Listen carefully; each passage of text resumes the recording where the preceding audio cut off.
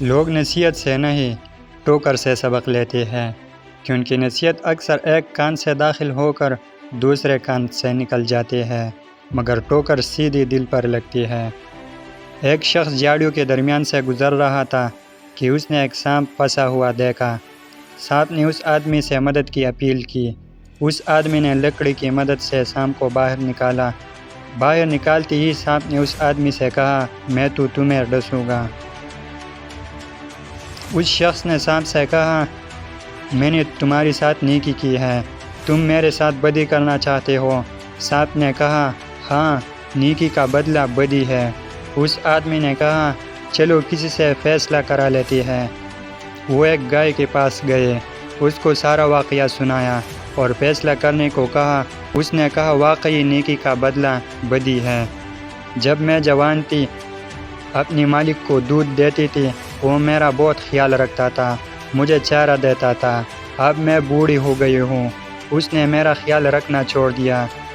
یہ سن کر سانپ نے کہا، اب تو میں ڈسوں گا۔ اس آدمی نے کہا، چلو ایک اور فیصلہ لیتے ہیں۔ سانپ مان گیا۔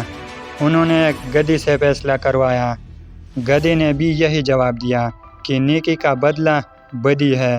جب میرے اندر دم تھا، مالک کے کام آتا تھا، وہ میرا بہت خیال رکھتا تھا۔ اب میں بوڑھا ہوں، اس نے مجھے بھگایا۔ سانپ اس آدمی کو ڈسنے ہی لگا تھا کہ اس نے منت کر کے کہا، ایک موقع اور دے دو۔ آلریڈی سانپ کے حق میں 2 فیصلے ہو چکے تھے، اس لیے وہ آخری فیصلہ لینے پہ مان گیا۔ اب وہ ایک بندر کے پاس گئے، اس کو سارا واقعہ سنایا اور کہا کہ فیصلہ کرو۔ بندر نے کہا، مجھے ان جھاڑیوں کے پاس لے چلو اور سانپ کو میرے سامنے ان جھاڑیوں میں پھینکو اور پھر باہر نکالو، اس کے بعد میں فیصلہ کروں گا۔ وہ تینوں ان جھاڑیوں کے پاس چلے گئے۔ اس شخص نے سانپ کو جھاڑیوں کے اندر پھینک دیا اور پھر باہر نکالنے ہی لگا تھا کہ بندر نے منع کر دیا اور کہا، مت نکالو، یہ نیکی کے قابل نہیں ہے اور نہ تھا۔ وہ بندر بہت زیادہ عقل مند تھا۔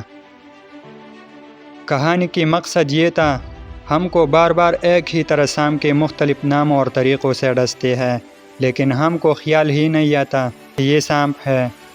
ان کے ساتھ نیکی اور ہمدردی کرنا خود کو مشکل میں ڈالنے کے برابر ہے۔